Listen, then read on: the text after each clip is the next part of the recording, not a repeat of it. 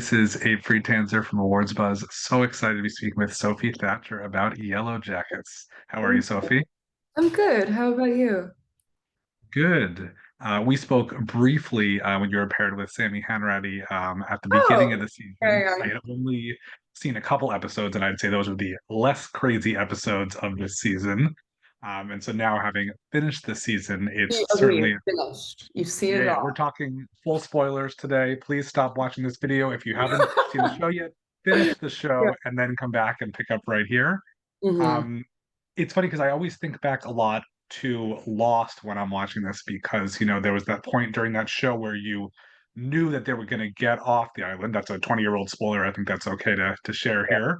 Um, Yeah. but in this case, it's like we've had a few false starts this season. And so that final moment was so interesting also because I don't think I would have expected Natalie to be the one who was trying to be able to get the call. So I'm curious, do you remember when you first found out about that moment? It was kind of similar to last season when I knew that Natalie was going to be Antler Queen, at least for a little bit. I called my mom because she's the first person I always call, and she's so invested in Yellowjackets. Um, I was really excited because I think it's a big vulnerable moment where she gets to kind of unleash a lot of emotion, and she's been so bottled up a lot of the season that I think even just that one scene in episode 9 when you finally get to see her cry, it's like I don't think you've seen that. So to see her screaming atop this vast mountain, I mean, the location was gorgeous. I was so excited about we got to like ride in this helicopter. The whole experience, I was like, this is going to be an experience. Um, I knew what was the song they had with it? The song they had with it, I kind of knew going in. So I was like, this is going to be campy and it's going to be amazing. It's also like again with the people who are doing everything, Shauna is really teenage Shauna is this like huge villain now, whereas adult Shauna, it Had just such a crazy shift this season. And it's interesting to see them butting heads where they are just such, couldn't be more oppositional. Because Natalie still kind of has some humanity left in her, where Shauna doesn't at all. And it could be a front. It's like I'm really curious about Sophie's own psychology into the character because it's such a drastic shift. And she does it so absolutely. well. It's like it's menacing. It's so awful. It's brutal. How moody and intense are all those scenes where everybody's dressed up and going on the hunt. I mean, it's always really intense. And there's so much tension within Natalie because she wants she wants fairness and she doesn't want to get in trouble herself because she's seen that with Coach Scott and how she was treated. So she's aware of how dangerous everybody is, and she's aware of how dangerous Shauna is. So I think she's being very cautious within all of everything she says, everything she does. And that's why she's really outside of the group and she's doing this thing on her own. And with Misty, it's like Misty and her are the two outsiders.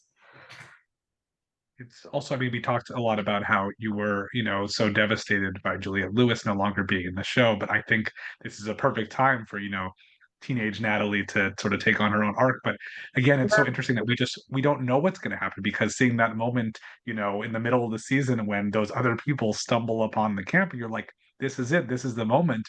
And the answer is it couldn't be further from the moment. Do you know? I wouldn't ask you to tell me now, I don't want to get in trouble, but do you Yeah. know what's coming? Do you have a sense of what the timeline is meant to be?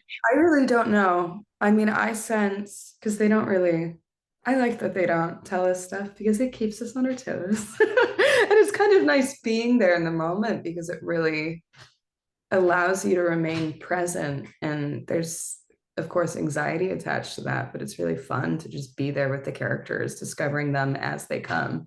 Um, but I assume it won't be immediate because there is so much conflict and tension between the girls. I think what's really heartbreaking about it is that the people that want to go home have the most dysfunctional family home lifestyles. I mean, Natalie's home was not even a home. She didn't really have parents or anything. So I think the fact that she wants to go home, whereas, I mean, you never really got to see Shauna's home life, but you get to see other people's, and you know that some people are fine, they're middle class, like maybe they have a normal family, but that's not the case for Natalie at all. And I think there's something within her that just desperately wants to start over, which is sad when you also get to see her in present day where it's like it just really does not go well. There's no point of it that goes well, but I'm really interested in what the writers are going to do. For me, it's like the most interesting part of the show is seeing how they are post rescue and how they, get back into society and school. And I'm just really curious what they're going to do with that. But I think it might take a second because they can't just immediately and everything is fine. It'll, that's my guess. But again, I don't know anything. So I know I'm just as also much as all the fans. So I'm also wondering, just because I feel like there's this big chunk of time we don't know about, do you think, while it would be certainly disappointing for you not to get to do this, is there something about leaving this cast where they are and that we don't ever get to see them back? Like, would there be anything to that, or the idea of not wanting to see what their home life is right after, because then there's still this mystery that's always sort of left there, and then you see them as adults? yeah, I feel like it's interesting thinking about not going back to the wilderness because you see it unleashes such different sides in all the characters. Where it's you see Shauna, she feels like a queen. She feels like she has power, and it's you don't get that anywhere else. And even Hannah sees that immediately. It's a psychology case entirely. It's not, it's so convoluted, and I think seeing people coming back will be really interesting. But then there's also the grief of leaving that freedom behind because you're so disconnected from a society, and we've already created such a some semblance of normalcy, but not actually, but in their heads maybe. But I think because they're so disconnected, it's going to be just a trip to see them come back. Sure. This show has such rabid is probably the right word, fan base. I think like Yeah, it is so energetic. And I mean, I even, worry I'm going to say something wrong. And I'm not paying as close attention to, what the details are. yeah. But how much do you keep track of that? And are there any interesting theories that you've heard, or whether or not you know that they're right or wrong, that have just sort of stuck with you? I mean, I was surprised that people predicted the scientists.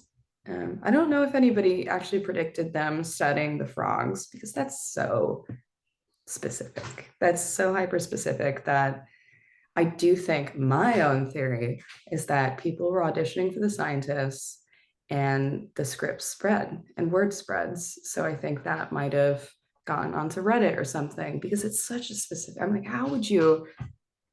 There's no way of guessing that. And that's why it's so brilliant. It's that it's so random and it's so absurd and almost silly that in comparison to what's going on with us, it's just so there's such a huge contrast between the two. But I was surprised by that. I mean, people do their research and they dig deep. But I think our fans are amazing and really, really smart. And there's so many details in the show that I'm sure that I don't even notice.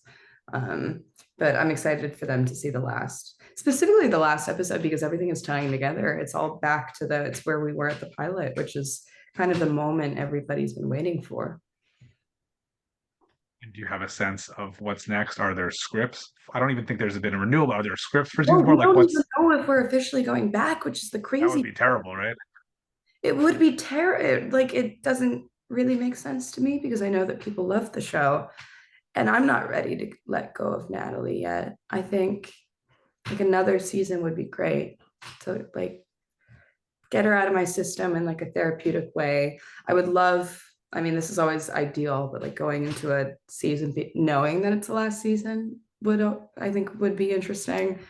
But I don't know if it'd be next season or the season after that. So we're just kind of waiting. I don't know when they'll announce it, slash what will happen. But I think with where episode 10 ends, I would be pretty sad not to see at least a little bit of Natalie back home because I think that you get to dig so deep as an actor, and it's just there's so much to explore, and there's so much within the writing, so many places it can go. Well, I know that theoretically some people might consider this show horror. I'm not sure I would exactly. There are some moments of it, but I'm Yeah. generally not somebody who does horror, and so therefore I've Um, avoided many of your film roles, and in fact waited probably too long to see Heretic, which I oh, finally saw, and I thought it was really, really terrific. I thank haven't you. made up my mind on Companion yet, and whether I should see it. You can probably advise me. It's not scary. Yes, there's some blood. There's Well, lots of there's nothing blood. but blood in Yellowjackets, especially this season, you know? Exactly. So, oh my God. If you can do Yellowjackets, then you can for sure do Companion. If anything, well, Jackets has that dark comedy aspect within it, but Companion is essentially a dark comedy, in my opinion. So I think you're prepared if you're ready to take it on. The Heretic to me, it's like I pitch it to people as a play because it's just you don't get a lot of scripts that are that wordy and that philosophical or um, just based purely upon like theology and religion and stuff you wouldn't want to talk about at Thanksgiving. Well, do you feel that even if these projects aren't all necessarily exactly horror, do you feel like this is sort of a niche that you're in and you want to continue in? No. I said no. I keep getting asked about it so much because it's just what's happened with me career wise. And it's like once people see you in something, it's a very natural thing for them to be like, oh, like she could do that. Let's continue this road. Um, but yeah, I just want to work on projects that are timely, grounded, and have interesting characters that I can sink my teeth into. I just want to challenge myself and I want each character to be really different from one another. And it can't always be that case, but I think early on in my career, I'm trying to cement that, there's so much range and there's so many possibilities that right now is a little bit overwhelming within like the picking of projects, but I'm trying to be as careful as possible. Have any particular directors or genres or something that like, I really want to try this?